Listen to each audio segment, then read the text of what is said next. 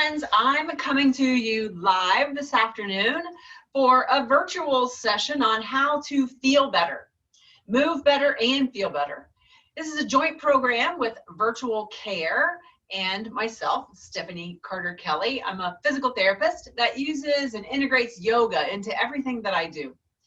Virtual Care offers therapy solutions through virtual or telehealth visits. So you can find them wherever you are, and if you need help, occupational therapy, physical therapy, and speech therapy. You can come back and join us the second Wednesday of every month. I will be here offering information about how to move better and feel better. So today we're going to talk about the abdominals. We tend to think of the abdominals as your core. I have a broader understanding of the core, but we're going to talk today specifically about the abdominals and how to train those abdominals without sit-ups, without crunches, without planks, without all of the exercises that are super hard to do. Because here's the thing about the abdominals is you need to be able to activate your abdominals correctly in order for them to support your torso, and especially to be able to support your low back. Those muscles are important to be turned on all the time that you're in an upright position. The deep layer of abdominal muscles is on all the time when you're sitting, standing, walking. And if we think about some of the other exercises, like a plank, that's a good core exercise, but it's so intense, it's so hard to do for many of us that we can't hold it for a long period of time. And when I say that the core muscles are turned on, they're holding you, they're supporting your posture at lower levels for a long period of time. So I'm going to take you through a progression of core exercises today. I have them laid out in the pictures, and I'm going to explain how to do them as we go through the process. So you're going to come onto your back, and we'll play around a little bit at the end too. So these positions that I'm going to go through first can be used for both testing to see how strong your abdominal core is, but then also for training. And I'm going to add a few other tricks and fun things to do to give you more variety. There's a variety of ways in this position to train your core. We're going to be on your back and supported. So these exercises can be done by people that have neck pain, if you have osteopenia or osteoporosis and you don't want that forceful flexion, and for people that have back pain, because sometimes the curl-ups and the crunches increase low back pain. So come all the way down onto your back.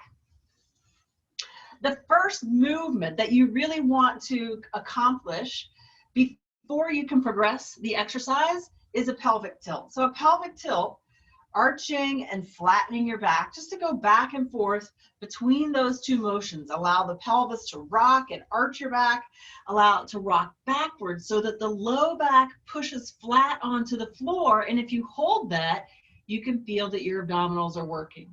So that's really the first one. You need to be able to feel the movement of the pelvis in order to engage the abdominal muscles in the right position.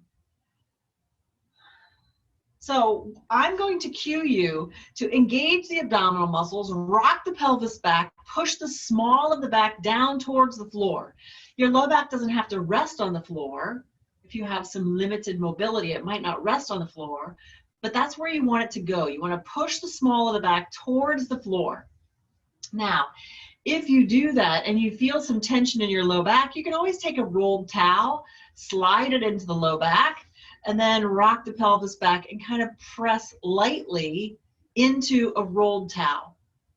Right now, we're just going to hold that position, but we're going to go through that pelvic tilting in between some of the repetitions just to give your low back a change of position. So rock the pelvis back, push the small of the back down towards the floor.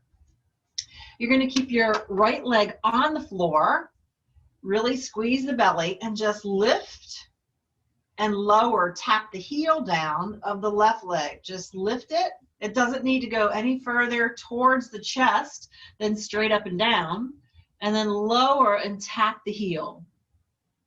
Just lift and lower. As that leg goes down towards tapping the heel, you have to really squeeze your belly. Tap and lift. Tap and lift. And then rest that left leg down. So in this, you have support of the opposite leg. So rock the pelvis, push the small of the back flat, and do it on the right side. Tap the heel, lift the leg. Tap and lift. You can feel your abdominal muscles working, but one of the keys to doing this correctly is that you don't feel any movement in the low back. And then rest that leg down. And now we're going to go through that cat-cow. Arch and flatten your back. The next position is holding your leg. Just kind of hold the legs on top of that right knee. You're kind of pushing down, supporting. Engage your abdominals, rock the pelvis back. And now you're going to lift a bent leg, that left leg, and then tap the heel down. Lift it, and then lower, tap the heel. Again, you want the abdominals to be engaged, the small of the back pressing down towards the floor, no movement through the pelvis and the low back. And then rest that left leg down and switch. Now you're going to hold the left leg, engage the low belly, hold on to the left leg. You're supporting the weight of that left leg, which is where we get the resistance for the abdominals. Lift and lower. So you can do that with a bent leg. And then set it down. We're going to switch back over to the right leg. Hold on to that right leg. Now we're going to make it harder. Squeeze the belly, small of the back, presses down towards the floor. Straighten your left knee. Now you've got the whole weight of that left leg. Slowly lower it down and then raise it up. Slowly lower it down. Raise it up. Don't let the pelvis rock. Don't let the low back arch as you raise and lower one leg. You can switch. Now hold on to the right knee, straight left knee, straighten the right leg, squeeze the belly, small back presses down as you lower and raise. Lower and raise. I skipped the straight leg when the leg was on the floor, but you can also add a straight leg there too. Now, how do we make this even harder? Because we're getting harder as we go along here. Less support. So now we take the arms away. No support from the arms. Both legs are in this sort of 90-90 position. 90 degrees at the knees, 90 degrees at the hips. And just going to tap that left leg down, bring it back up. Hold the pelvis still. The low back doesn't move. But at any point that you can't control the pelvis and the movement of the low back, then you're done. And you get to do the easier exercises. I shouldn't say easier, because they might be hard for you depending on how strong your core is. But there's less resistance. It's the difference, like we'll just pretend this is like lifting and lowering a 5-pound weight. But this is like lifting and lowering a 20-pound weight. So now when you do it with a straight leg and no support from the arms, no support from the leg pushing into the floor, that makes it harder. And the key is keeping the pelvis still, small of the back, pressing down towards the floor, and you don't want to feel discomfort in the low back. That's about all I can do. And I'm going to do cat-cow just to move my back in a different position. Flatten and arch. Flatten and arch. So that's the testing. That's a way to test. And at what position? Is it holding the leg? Is it having one leg down and moving?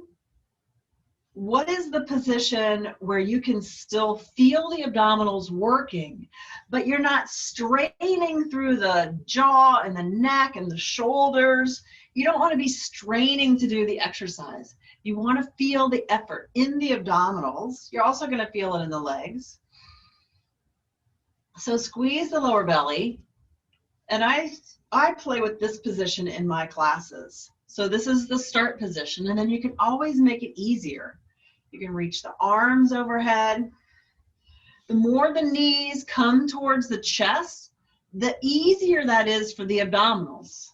The more you take the legs away from the chest, the harder that is. More effort is needed from the abdominals.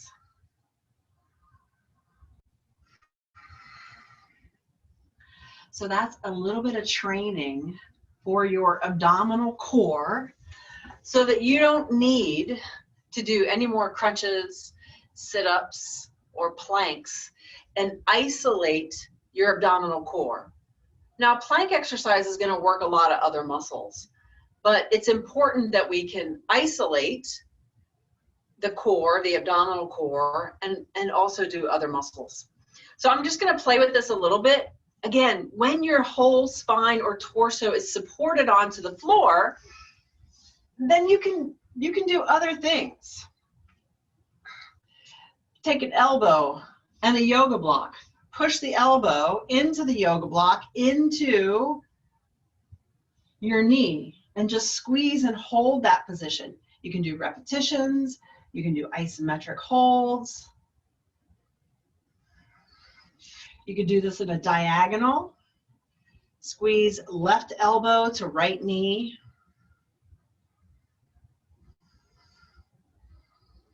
And then switch left elbow to left knee.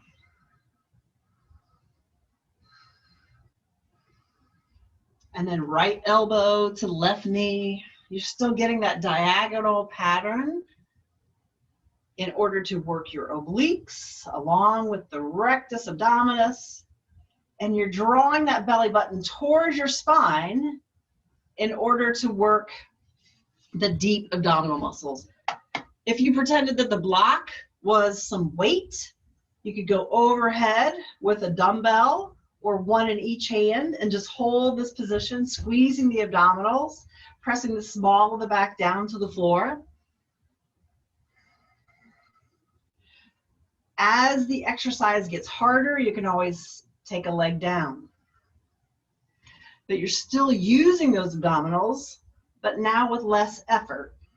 You're always looking for kind of that tipping point where you have effort in the abdominals, but the low back is nice and firm, not straining, no discomfort in the small of the back.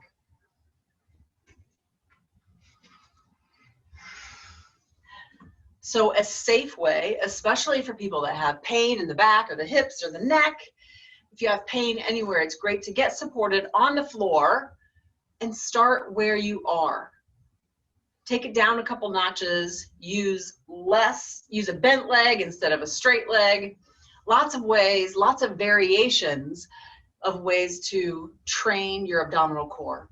So again, I'm Stephanie Carter-Kelly. I'm a physical therapist working with Virtual Care to give you the opportunity to still have therapy even from home. Virtual sessions, telehealth, teletherapy sessions, whatever you hear that they're called, you can still get help even from home. And you shouldn't feel pain. If you're working from home during the day and you feel neck tension, back tension, hip pain when you go to stand up, you should seek care. We can help you. Have a great rest of your evening. Namaste.